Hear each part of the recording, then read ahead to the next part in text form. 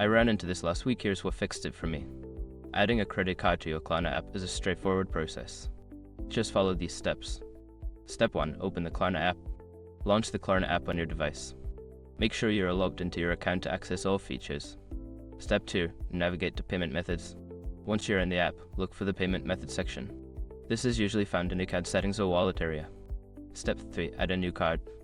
In the payment methods section, select the option to add a new card. You will be prompted to enter your credit card details. Step 4. Enter card information. Fill in your credit card number, expiration date, and CVV. Double-check your details to avoid any errors, as incorrect information can lead to payment issues. Step 5. Save changes. After entering your card information, make sure to save the changes. You should see a confirmation message indicating that your card has been added successfully. If you don't see the confirmation, try refreshing the app or logging out and back in. Happy shopping!